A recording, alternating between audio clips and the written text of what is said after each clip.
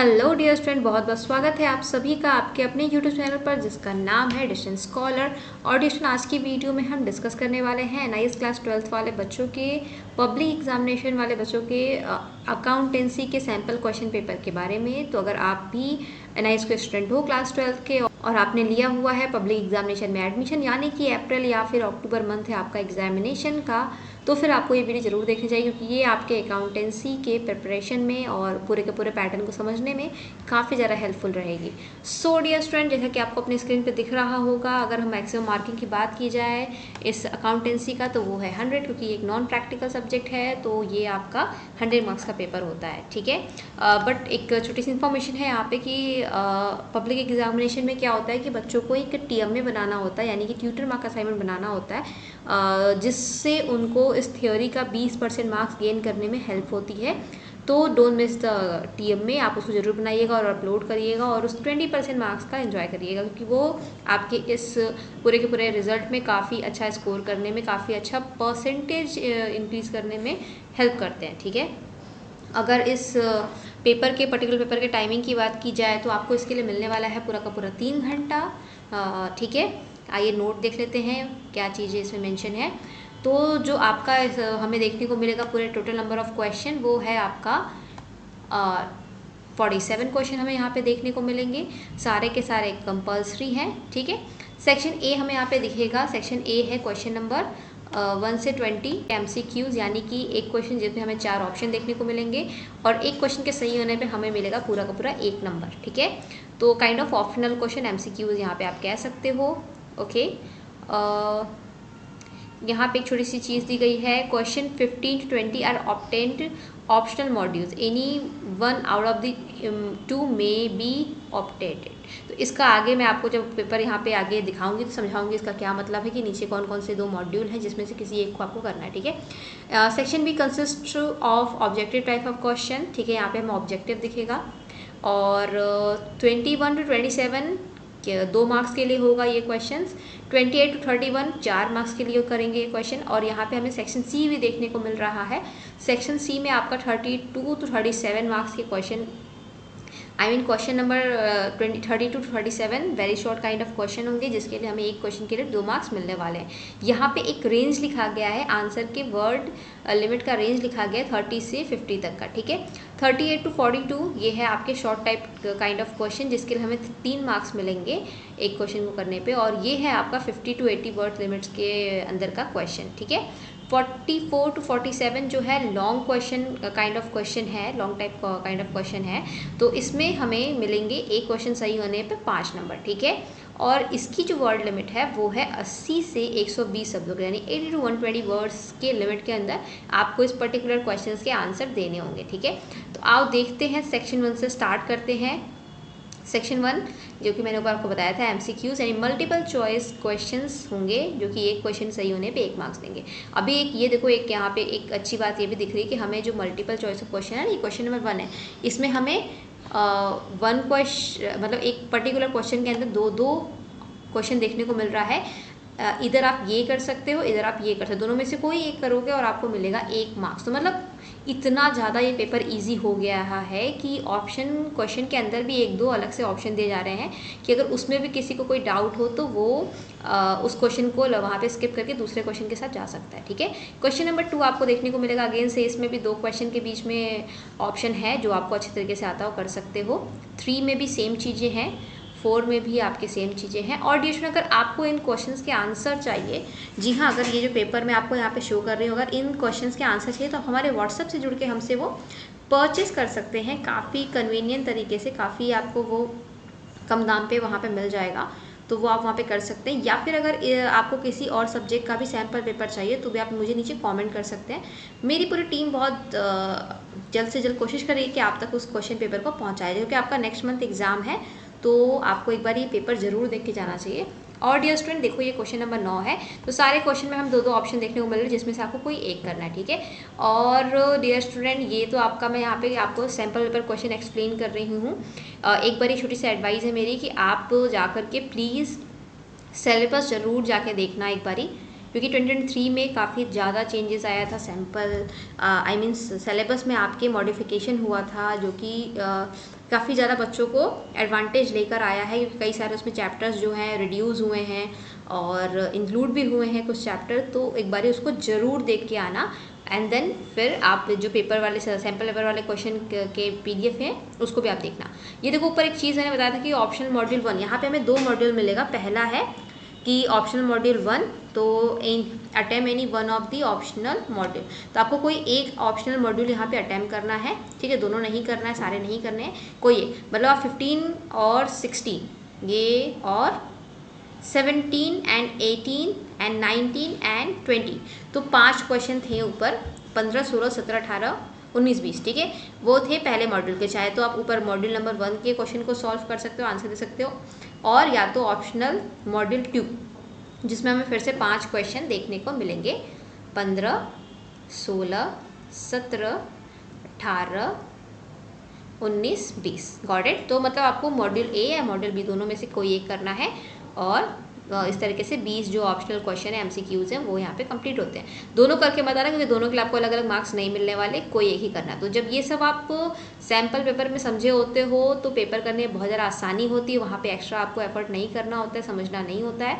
तो बस मेरी वीडियो को पूरा एंड तक देखना, और अच्छी लगी हो तो प्लीज़ की लाइक करके जाना और उन तक जरूर शेयर करना, जो कि इस बारी अकाउंटेंसी का पेपर देने वाले हैं। देखो सेक्शन B में हम पहुँच चुके हैं, जिसमें हमें 21 to 31 क्वेश्चन में 10 क्वेश्चन देखने को मिलेंगे। तो बेसिकली ये क्वेश्चन है and internal choice is given in some of these question. पहला जो हमें क्वेश्चन देखने को मिल रहा है, पहला क्या सारे क्वेश्चन जो हमें देखने को मिल रहा है वो फिल इन द ब्लैंक्स के फॉर्म में है, या फिर कह सकते हो वन वर्ड आंसर फॉर्म में है, ठीक है। तो इस तरीके से हैं, तो जिसमें से 2-2 क्वेश्चन का सेट है, जिसमें से आपको कोई एक करना है, ठीक है। हर क्वेश्चन में आपको किसी में एक करना है, किसी में 2 करना है, ऐसे करके आपको नीचे सारे ब्रीफ मिलेंगे, और एक क्वेश्चन करने पे किसी में आपको 2 नंबर मिलेगा, मतलब सारे में आपको यहाँ पे बेसिकली 2-2 नंबर मिलेंगे। तो ये जो पहला क्वेश्चन है फिल इन द ब्लैंक्स, आपको इसको फिल करना है, किसी एक को करना है, जिसके लिए आपको 2 नंबर मिलेगा।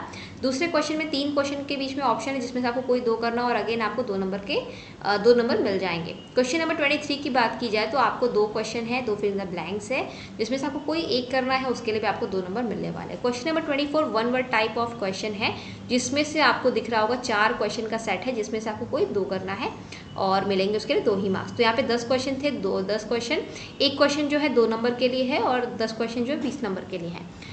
भर भर के ऑप्शन दिया है, ऑप्शन में कोई कमी नहीं है, तो जो भी क्वेश्चन में डाउट हो थोड़ा सा भी, उसको छोड़ करके दूसरे क्वेश्चन के साथ बेफिक्र होकर जा सकते हो, ठीक है। क्वेश्चन 25 वन वर्ड है, एक करना है, आप देख सकते हो। 26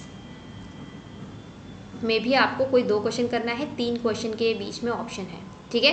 अगेन से वो मॉड्यूल वाला सीन वापस से रिपीट हो रहा है कि मॉड्यूल 1 से आपको कोई एक क्वेश्चन अटैम्प्ट करना है, मॉड्यूल 2 से कोई एक क्वेश्चन अटैम्प्ट करना है, ठीक है।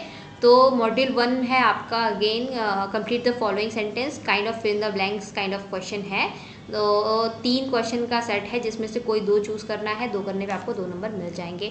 और अगेन से 27 वाला जो क्वेश्चन है वो भी kind of fill in the blanks kind of question है, जो 2 क्वेश्चन का सेट है, जिसमें से कोई एक करना है, जिसके लिए आपको 2 नंबर मिल जाएंगे, तो कोई एक कर सकते हो। 28 सभी को करना है।